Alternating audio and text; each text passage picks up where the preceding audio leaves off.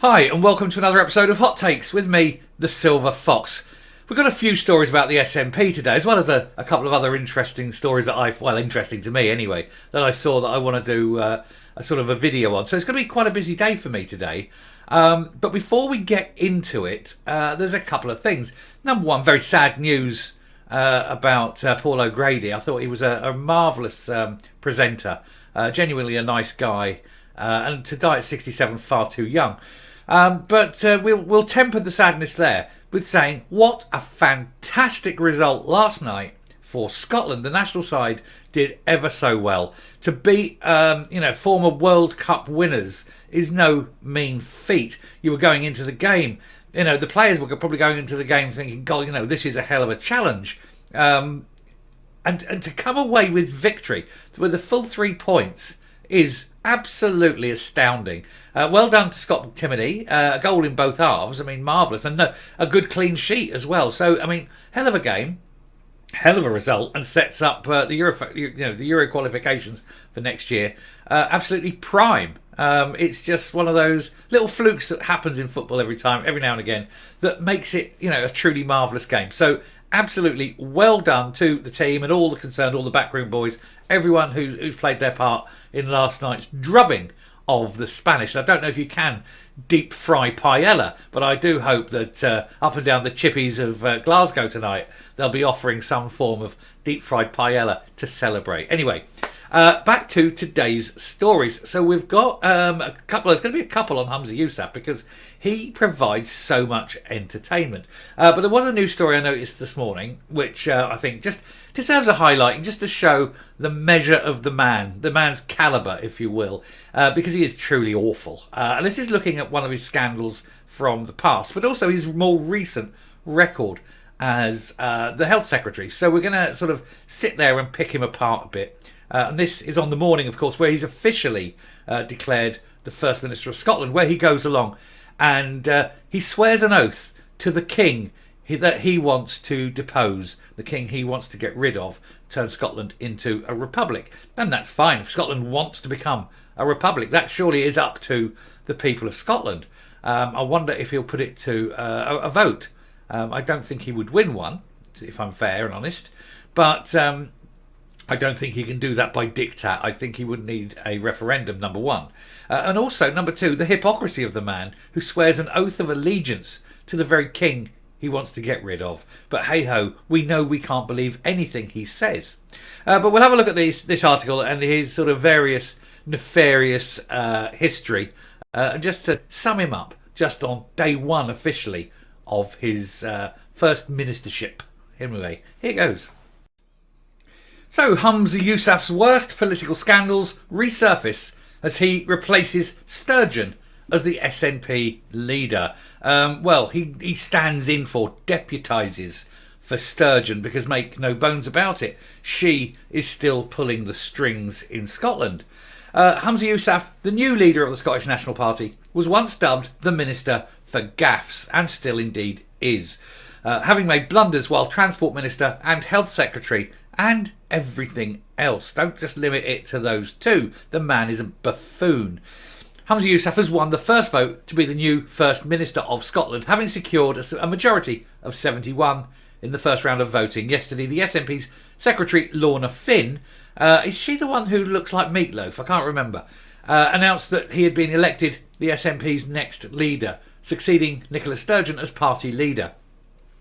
And after receiving 52.1% of the vote, Mr Yousaf told 300 people at the Edinburgh Rugby Stadium, Murrayfield, he feels like the luckiest man in the world. Well, if you consider that you had the whole of the party hierarchy, mechanism and infrastructure working to put you into office, then you must consider yourself the luckiest man in the world that you scraped in with only 37% of the electorate voting for you. It is an absolute stinker, and there are questions being raised about the number of votes and how many went out and how many weren't returned. There is already questions being asked about the validity of the vote. Anyway, Yousaf beat his colleagues Ash Regan and Kate Forbes, whom he congratulated on putting in a good shift. Here we take a look at some of the blips that have speckled his career so far. Because, of course, so far, because you know there's going to be many, many more in the coming weeks, months and years. In 2016, Mr Yousaf, the then Minister for Transport, was hit with a £300 fine and 6 penalty points after he was caught driving a friend's car without insurance during a routine check. So he was driving a car without insurance whilst Minister of Transport.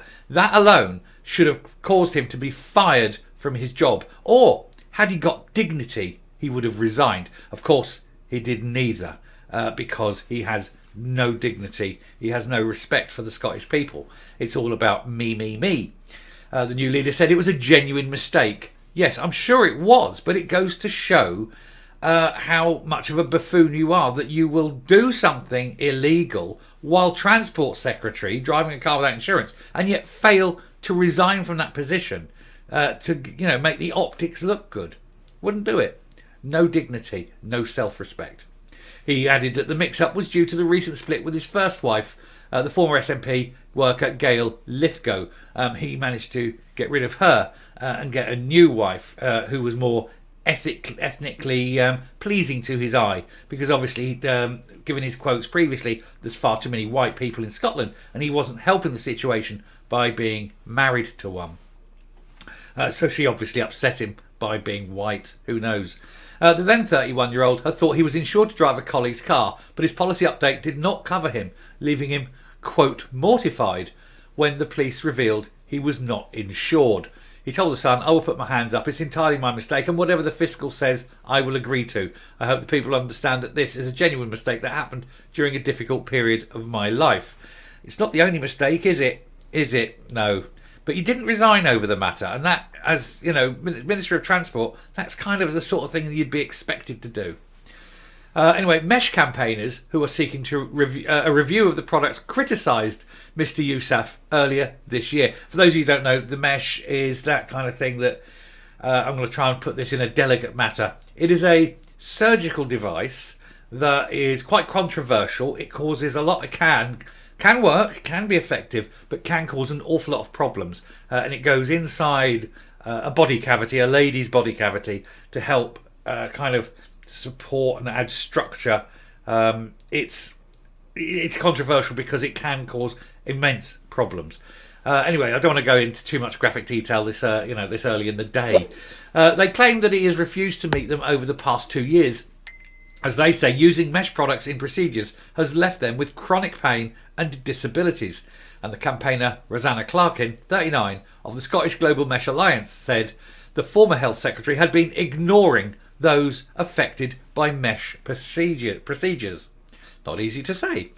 She told the Daily Record in January the Health Secretary has not been willing to meet us and that says it all. It is ignorance at its best. This is the man responsible for doctors performing these particular operations with this particular equipment, and he will not meet victims who have been, in some cases, permanently disabled by these procedures, because he's a coward. He's a moral coward.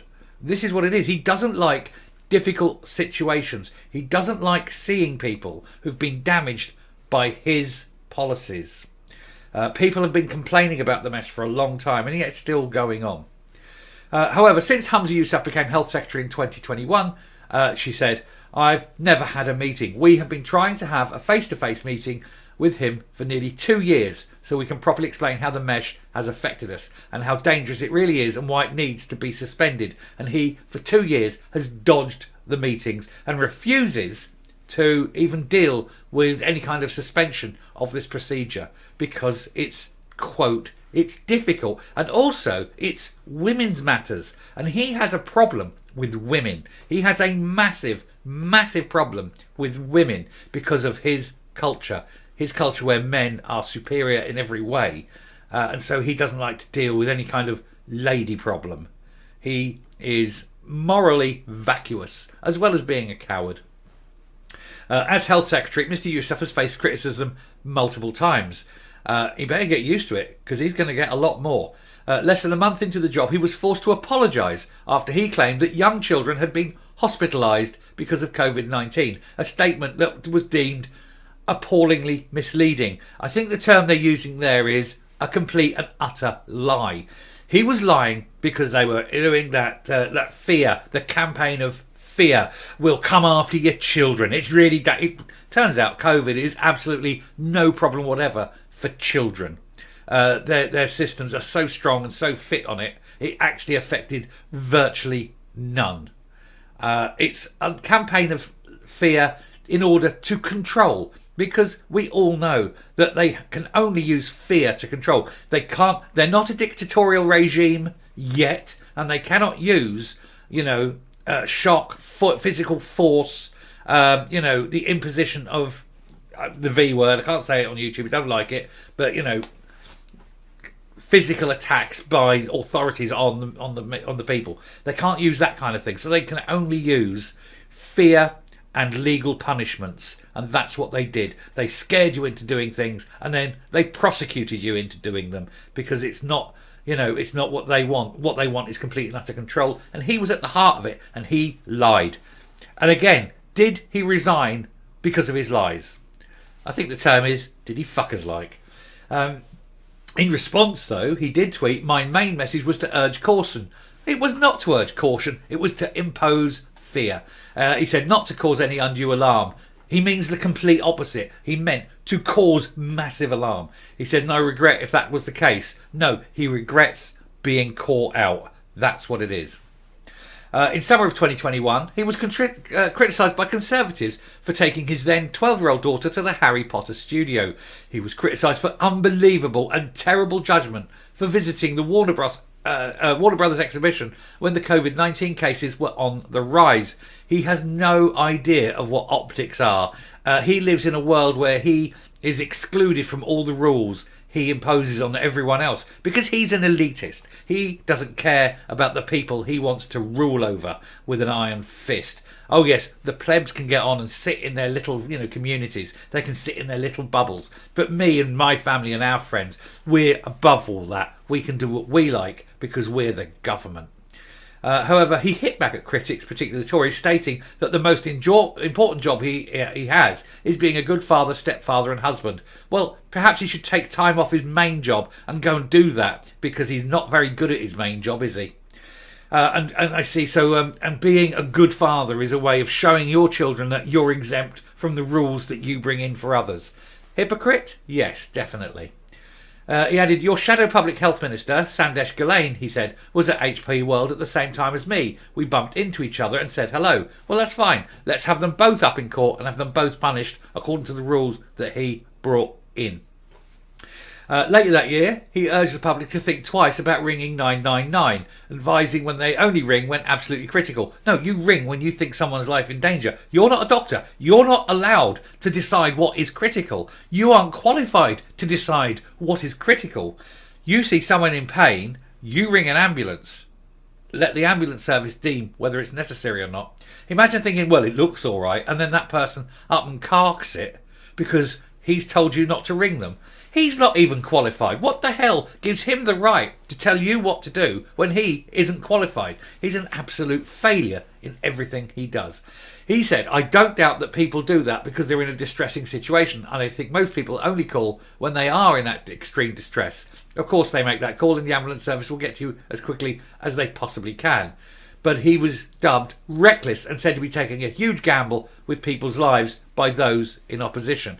And if you think it's bad as health secretary, imagine how bad it's going to get when he's in charge of everything. More recently, Mr. Yousaf came under fire again after meeting with a group of Ukrainian women and asking, "Where are all the men?" In the video, the women can be heard saying they stay in Ukraine. But Mr. Yousaf told the BBC that a few Ukrainian men were in the building, adding they did not appear to take offence. You see, it's a cultural thing. The Ukrainians decided that there was a war, they'd get the women out and the men would stay behind and fight the war. And that is something that is kind of not something that he can understand. He doesn't understand that you put the women out and it's the men that stay. We see this. You only have to look at the people on the boats coming across the channel and you can see how he has problems of understanding how it's the men that stay and fight the war and get the women and children to safety. It's not something he can ever perhaps understand. He was accused of showing a serious lack of judgment after he forgot that many of the women's husbands would still be in Ukraine fighting against the Russians. It's not a serious lack of judgment. It's an inability to empathise with people in their situation because of, let's just say, cultural differences. Scottish Conservative Chairman Craig Hoy slammed the new leader's embarrassing blunder caught on camera during an association of Ukrainians in Great Britain held in Edinburgh. Mr Hoy said this was toe-curlingly crass comment from Humza Yousaf. We're used to it, aren't we? Assuming he's aware that there is a war on in Ukraine, we can only assume it was a misguided attempt at humour. This was at best highly insensitive. At worst, it was downright offensive, and it points to a serious lack of judgment. But he's got a lack of judgment in every single thing he's ever done, said, indicated, pointed at. The man cannot be trusted. And now he's the First Minister of Scotland. I do hope that everyone in that Parliament watches him like a hawk, because we're going to. Anyway, I'm going to round off and come up. It is nice and refreshing to see the mainstream media on day one of his first ministership attacking him, reminding people how awful he is, reminding people of his record, telling people that he is illogical, stupid, cowardly, immoral, a criminal. There's a lot more adjectives we can apply.